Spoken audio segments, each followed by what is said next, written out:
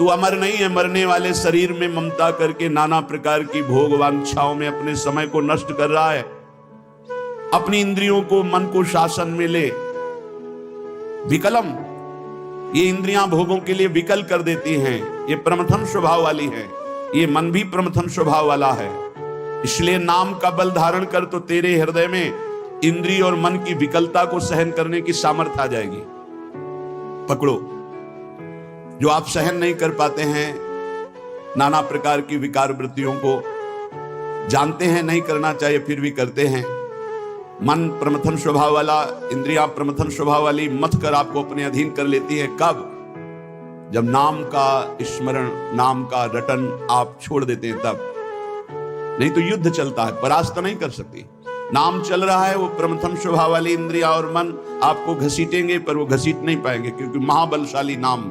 श्री हरिवंश नाम बल लहो, अपने मन भाई सब कहो, रहो शरण हरिवंश की। हरिवंश भरोसे भय निडर नित गर्जत हरिवंश बल। जब नाम और आचार्य गुरु चरणों का बल, तो ये प्रमथन स्वभाव वाली इंद्रियां विकल नहीं कर पाती। और जब नाम का बल छूटता है, अहम जागृत होता है, तो इतनी विकलता होती है कि साधक परमार्थ से भ्रष्ट हो जाता है। इसीलिए कहा, अरे मूढ़ा, क्यों मूढ़ता धारण कर रहे हो? इस दिव्य मानव जीवन को अपवित्र कर रहे हो, पापाचरण एकत्रित कर रहे हो। तुम्हारी दुर्गति का कारण तुम्हारा मन और तुम्हारी इंद्रियां है, और यही तुम्हारी सदगति का कारण है। यदि इनको रोक पाए, इनकी विकलता को सह पाए, तो तुम महान हो जाओगे, तुम्हारे अंदर दिव्य शक्तियां जागृत हो जाएंगी। लोग बाहरी शक्तियों का परीक्षण करने की बात संतों से कहते हैं। आप ऐसा करके दिखाओ भला। संतों की साधना आंतरिक वृत्तियों का मर्दन करने के लिए होती है, बाहरी जादूगरी दिखाने के लिए नहीं होती। वो शांत, गंभीर, उदासीन, इन शब्दों का परिचय ही नहीं हो तो कैसे जानोगे? शांत हर द्वंद्वों से, गंभीर इतने गुण के कि जैसे समुद्र में तुम था नहीं ले सकते, ऐसे संत की तुम था नहीं पा सकते, भगवत मार्ग पथिक की। उदासीन, किसी से कोई शत्रुता मित्रता का भाव नहीं।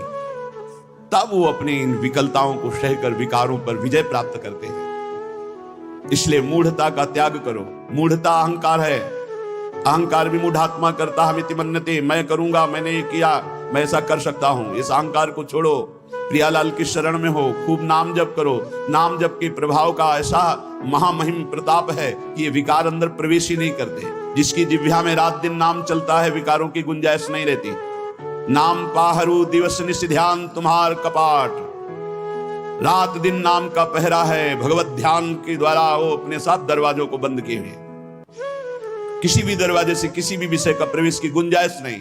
पहले तो पहरेदार बहुत जोर का है, रात दिन नाम जप, ध्यान तुम्हार कपाट। अपने इष्ट देव का ध्यान ही दरवाजा बंद कर लेना है। कोई विकार गंदगी अंदर नहीं पहुंचा सकता। ऐ मूढ़, धन संचय की लालसा को छोड़ दे। भैया, जहां भगवान के नाम की मिठास है, जहां भगवान का महत्व है, जहां भगवान का प्रेम है, वहां ये सब भगवती माया का प्रभाव वमन की भांति दिखाई देता है। गोस्वामी तुलसीदास जी, रमा विलास राम अनुरागी तजत बमन। ये उपदेश देना सहज है महाराज। भगवान की महिमा यदि जानी होती तो ब्रह्मादिक के भोग सब विषम लागत ताई। ब्रह्मादिक के भोग, मूढ़ जई धनागम तृष्णाम कुरुषद बुद्धिम मनसी वितृष्णाम। मन से तृष्णाहीन होना बहुत मुश्किल है। प्रवचन कर लेना भैया सरल है, पढ़ लिया, पढ़ के सुना दिया, वाह वाह, तालियां मची। अंदर जो लालसा है वो भजन से जाएगी, भजन से, वो प्रवचन से नहीं जाएगी, वो किसी पद प्रतिष्ठा से नहीं जाएगी। माया पद से नहीं परास्त होती, माया भजन से परास्त होती, भजन से। आद्य गुरु भगवान शंकराचार्य जी स्वयं कह रहे हैं, हे हरि, यद्यपि हम में आप में भेद नहीं, परम सत्य है, पर ऐसे अभेद है जैसे समुद्र और तरंग। जल विकार युक्त हुआ तो तरंगायमान हो गया, विकार रहित हुआ तो समुद्र ही। पर नाथ, इतना भेद तो है, जैसे समुद्र में अनंत तरंगे उठती, एक तरंग समुद्र नहीं पैदा कर सकती, ऐसे हम में आप में भेद है। जब हरि की महिमा को हम जान गए, हरि में प्रीति हो गई, तो स्वाप्निक जगत के भोगों का महत्व कैसे रह सकता है? ज्ञानी वही, भक्त वही जिसके जगत के भोगों का महत्व न रह जाए। जगत के भोगों का महत्व, उमा कहूं मैं अनुभव अपना, सत हरि भजन जगत सब सपना। तो सपने के लड्डू किसको प्रिय लगते हैं? अब जग के रोए कि हमारे लड्डू चले गए, बोले कौन? बोले अभी स्वप्न में थे। तो या तो बालक है या तो मूर्ख है। तो जगत है क्या? स्वप्न के लड्डू हैं, इसे कोई काटे? स्वप्न के लड्डू हैं। भगवान शिव कह रहे हैं उमा कहूं मैं अनुभव अपना, सत हरि भजन जगत सब सपना। जब जान लिया कि सबसे कीमती वस्तु क्या है, राम कृष्ण हरि, राधा राधा राधा, कमाओ एकांत गंगा किनारे बैठ करके, चाहे प्रणव जपो, चाहे राम जपो, चाहे हरि जपो, चाहे राधा जपो, यमुना किनारे बैठ के या जहां अपने परम पावन स्थान में बैठकर नाम जप कर, इससे बड़ी कमाई क्या हो सकती है। परम धन राधा नाम आधार, इससे बड़ी कमाई क्या। और ये देने वाले गुरुदेव हैं, तो गुरुदेव से बड़ा कौन हो गया त्रिभुवन में। ब्रह्मा भी नहीं बड़े हैं। गुरुर ब्रह्मा गुरुर विष्णु गुरुदेव महेश्वरा, गुरु साक्षात परब्रह्म तस्मै श्री गुरुवे नमः। क्यों? क्योंकि उन्होंने इतनी कीमती चीज हमें दे दी।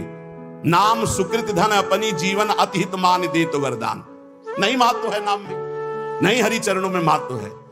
1000-2000 रुपया के लिए घंटा 2 घंटा भगवान का विस्मरण हो सकता है, देख लो।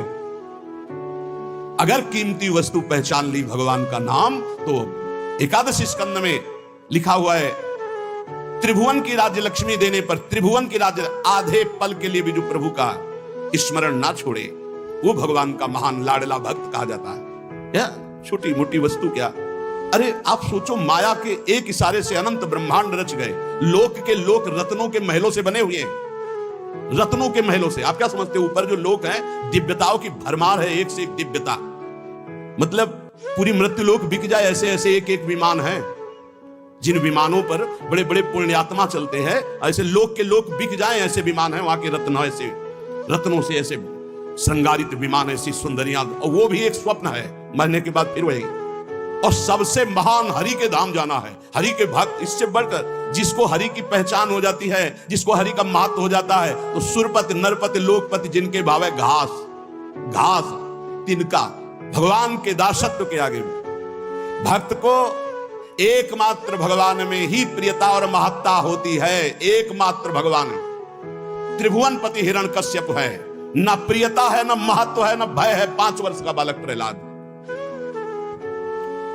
धन संचय की लालसा छोड़ दो, सद्बुद्धि को धारण करो, मन से तृष्णाहीन हो जाओ। प्रारब्धानुसार जो कुछ तुम्हें वित्त मिले उसी से संतोष करो। प्रारब्धानुसार भगवान जो तुम्हें दे आकाश वृत्ति से, या गृहस्थ में हो तो धर्म से कर्तव्य परायण होकर के चित्त को प्रसन्न रखो और सदैव आनंद में भगवान के भजन में डूबे रहो। ये मूढ़ता छोड़ो। अर्थम अनर्थम भावे नित्यम नास्ति ततः सुख लेशः सत्यम। पुत्रादपि धन भाजाम भीति सर्वत्रैसा विहिता नीति। भज गोविंदम गोविंदम भज मूढ़मते। ये अर्थमान अनर्थ है सचमुच, इसमें सुख का लेश भी नहीं है। जहां अर्थ आता है भारी दोष पैदा होना शुरू हो जाते हैं। ये नीति है। धनवान सदैव भयभीत रहता है, चिंतायुक्त रहता है, भोगी होता है, विषयी हो जाता है। जो भगवान में स्थित है उसकी बात अलग है। कोई बिरला, हजारों में कोई सत्य मार्ग पर बिरला, जो पर्दे के सामने कुछ और पर्दे के पीछे कुछ और, उसे सत्य मार्ग का पथिक नहीं कहते, व्यापारी कहते हैं।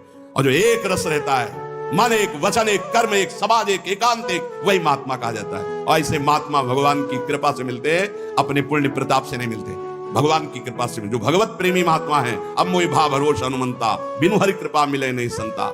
जब दवहि दीन दयालु राघव तो साधु संगति पाइए। इसलिए काते कांता कस्ते पुत्र संसारोय मतीव विचित्र कस्तम कह कुत आयातस्तत्वम चिंतय यदिदिम भ्राता। भज गोविंदम गोविंदम भज मूढ़मते। कौन तेरी स्त्री है, पहचान पाया? बस चमड़े को देखकर भूल गया। अंदर बैठा हुआ गोविंद है, उसे देखा नहीं देखा।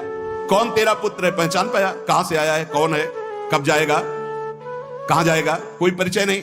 बस बड़े परिचय वाले बनते हो। हाँ कौन है, हम जानते हैं हमारा पुत्र कहां से आया है, ये कौन है पुत्र रूप में, ये कब जाएगा, आपको पता है कहां जाएगा, कौन है ये, कुछ परिचय नहीं। बोलो जिससे कोई परिचय नहीं उससे तुम आसक्ति किए हुए हो। बिना परिचय के आसक्ति कहां हो सकती है? बोले नहीं परिचय मेरा पुत्र नहीं, वो तो आप शरीर को देख के बोल रहे हो। पुत्र रूप में कौन आया है पूछ तो रहे। शास्त्र कह रहा है, पहचान पा रहे हो कौन तेरी स्त्री बना हुआ है, कौन तेरा पुत्र बना हुआ है? अरे भाई बड़ा विचित्र है। तत्व का चिंतन तो है नहीं, केवल शरीर को देखकर अपना मान रहे हो। अरे तू ही कौन है, पहचाना तूने? इतने दिन हो गए शरीर में रहते हैं। तू कौन है, किस हेतु आया है, क्या कर रहा है, कहां जाना है, तेरा कौन है, तू किसका है प्रश्नों का उत्तर नहीं, इसलिए भज गोविंदम भज गोविंदम, गोविंदम भज मूढ़मते। अरे गोविंद का भजन कर ले मूढ़मती, पूरा जीवन व्यर्थ चला जाएगा। मा कुरु धन जन यौवन गर्वम, हरति निशेषात् कालः सर्वम, मायामयमिदमखिलं हित्वा ब्रह्मपदं त्वं प्रविश विदित्वा, भज गोविंदम भज गोविंदम, गोविंदम भज मूढ़मते। धन किसका हुआ? कौन लाद के ले गया? कोई नहीं। ये सब कोई जानता है, लेकिन आसक्त है। क्यों? भजन नहीं है। खास बात, सब कोई जानता है, यहां से 1 रुपया नहीं ले जा पाओगे। ये कैसा तमाशा है? हम ऐसे देश में भेजे गए हैं, कमा लो, 1 पैसा लेके नहीं जाओगे, बना लो व्यवहार, कोई तुम्हारे साथ नहीं जाएगा। खूब जिम करके तगड़ा कर लो शरीर, ये 1 क्षण में छूट जाएगा। जो ले जाना है वो है भगवत नाम जप, भगवत स्मृति, उधर से सब बेपरवाह। और जो 1 चवन्ने यहां से नहीं ले जाना, 25 पैसे। अब आप विचार करो, कितने बुद्धिमान हो सब। इस देश से कुछ नहीं ले जाओगे। बाहर आतंक मचाए, खूब जीत के ढेर सारे रत्न इकट्ठा करके सिकंदर जा रहा था, फौज की फौज, जय हो जय हो। 2 साधु नृत्य करने लगे सामने। रुको, क्यों नाच रहे हो? अरे आप जैसे काल विजयी बलवान को देखकर नाचेंगे नहीं तो नहीं। उतरा, हम संतों का सम्मान करते हैं, क्या चाहिए तुम्हें? नहीं चाहिए नहीं, काम था। तुम बहुत बलवान हो, बहुत विजयी हो, बहुत सब मार काट करके इकट्ठा कर रहे हो ढेर सारे रत्न। हमको नहीं चाहिए, हमारे पास जो है उसी की सुरक्षा चाहिए। बोलो क्या सुरक्षा चाहिए? एक सुई है, मेरे कपड़े बार बार फट जाते हैं, तो जब मैं परलोक में जाऊंगा ना, तो तुम वीर हो, बहादुर हो, ये सब समेट रहे हो, सब ले जाओगे ना तुम, हमारी सुई भी पहुंचा देना, वहां हमारे कपड़े सिलने काम में आएंगे। बोले पागल हो, वहां एक सुई भी नहीं जा सकती। अच्छा, तुम्हें ज्ञान है? एक सुई भी नहीं जा सकती। लाखों को मार रहे हो, काट रहे हो, ये रत्न एकत्रित कर किस काम आएगा? सिकंदर, जब तुम मरेगा तो तेरे साथ शरीर भी तेरा नहीं जाएगा, तू खुद जानता है कि एक सुई नहीं जाएगा। उसी दिन शांत हो गया और कहा, जब सिकंदर मरे तो विमान से दोनों हाथ ऐसे कर देना, जिससे पता चले कि सिकंदर जैसा बादशाह एक सुई भी लेकर नहीं गया। ये धन संचय कर लो, किस काम में? मान जाओ, राधा राधा राधा राधा, कृष्ण कृष्ण हरि हरि राम, जो प्रिय लगे नाम जप करो। ये तुम्हारी जवानी कितने दिन की? देखो लोग गर्व करते हैं, यौवन का गर्व करते हैं। कितने दिन जवानी? अब तो कैंसर ऐसे हो रहे हैं जैसे जुकाम बुखार हो रहा है। कैसा समय आया कलयुग का, कहीं सुनने को कभी ऐसे। अब तो जिसको देखो वही 100 200 500 में एक निकल जाता है कि कैंसर हो गया। ऐसे बार बार सुनने को मिल रहा। यौवन का गर्व मत करो, एक झटके में नष्ट हो जाओ। कैसी जवानी आज की, कैसी जवानी है आज की। ये यौवन का अभिमान, यौवन के मद में आकर के पापाचरण, ये तुम्हारी कहां दुर्गति कर देंगे। पलक झपकते काल तुम्हारा नाश कर देगा। पलक झपकते, बढ़िया गाना बजते हुए गाड़ी एसी बढ़िया चले जा रहे हैं, मिट गए, खत्म खेल। राधा राधा राधा राधा। अरे मूढ़, कामम क्रोधम लोभम मोहम त्यक्त्वात्मानं भावय कोहम, आत्मज्ञान विहीना मूढ़ास ते पच्यन्ते नरक निगूढ़ा। इसलिए भज गोविंदम भज गोविंदम, गोविंदम भज मूढ़मते। ये काम क्रोध लोभ मोह, ये तुम्हारे नाश करने वाले, तुम्हें सुख देने वाले नहीं है। विचार कर, तू कौन है, किसमें आसक्त हो गया? शरीर में, शरीर में आसक्त। बहुत दुर्गति ये शरीर आसक्ति है, बस इसी से हट रहा है, इसी से हट रहा है। शरीर आसक्ति सबसे बड़ी दुर्गति है। क्या तू जान पाया तू आत्मस्वरूप है? अरे आत्मज्ञान जब तक तेरे को नहीं होगा तब तक नरक में पचना पड़ेगा, जलना पड़ेगा। ये काम क्रोध लोभ ये सीधे नरक में पहुंचाते हैं। कामा क्रोधा तथा लोभा, ये सीधे नरक के द्वार है। त्रिविधम नरकस्येदम द्वारम नाशनमात्मना, कामा क्रोधा तथा लोभा तस्मादेत्रयम् त्यजेत्। काम क्रोध मद लोभ सब नाथ नरक के पंथ। शुर मंदिर तरुमूल निवासा, सय्या भूतल मजिनम वासा, सर्व परिग्रह भोग त्यागः, कस्य सुखम न करोति विरागः। भज गोविंदम भज गोविंदम, गोविंदम भज मूढ़मते। देव मंदिर, वृक्ष तल का आश्रय, पृथ्वी में शयन, मृगचर्म आदि धारण करना, समस्त भोगों का त्याग करना, पर अंदर से वैराग्य। इसीलिए सब बाहरी, फिर वो ढोंग हो गया। अगर अंदर से वैराग्य नहीं तो ये सब ढोंग हो गया, ये सब पाखंड हो गया। बड़ा विचित्र खेल है, बहुत विचित्र कलयुग का तांडव चल रहा है, बहुत विचित्र। ऐसा तो कभी नहीं सुना कि भगवत मार्ग के वेश में भी लोग ऐसे गंदे गंदे व्यसनों का आश्रय ले लेते हैं। कदापि नहीं, ये तो परम पवित्र मार्ग है, भगवान का मार्ग है।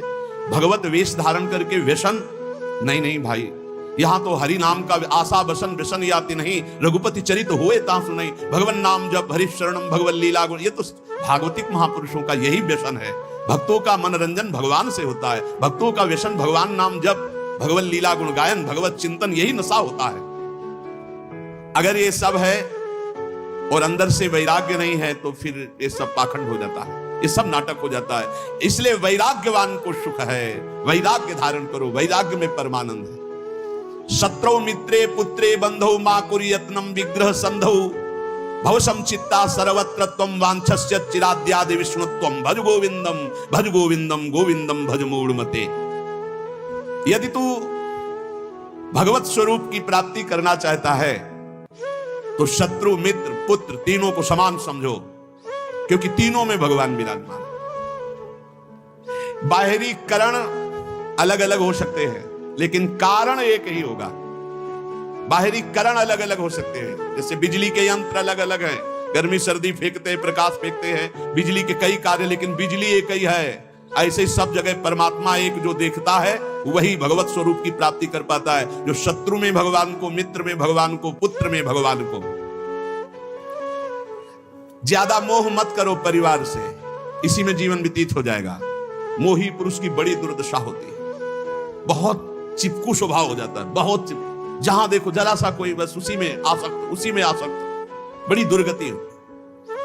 बड़े बड़े महापुरुषों से भी चूक हो जाती है, बड़े बड़े महापुरुषों से। अंतिम समय तक अपने मन को किसी आसक्ति में ना फंसने देना और बचा के निकल जाना है। किसी भगवत कृपा पात्र, गुरु कृपा पात्र की होती है, गुरु के लाड़िले की होती है, नहीं तो बहुत बड़ी जीवन यात्रा होती है, बहुत बड़ी जीवन यात्रा। देखा है ये बात, देखी है, कहीं ना कहीं बिंदु में मन आश्रय ले लेता जागतिक। अगर जागतिक आश्रय ले लिया तो पूरे जीवन का किया करा सब मिट्टी हो जाता है। विष्णुत्व की प्राप्ति, भगवत स्वरूप की प्राप्ति, शत्रु मित्र पुत्र में समान भाव, किसी भी बंधुत्व में, मेल जोल में राग ना होना, सर्वत्र समभाव रखते हुए निरंतर गोविंद के भजन में डूबना, तो भगवत प्राप्ति निश्चित।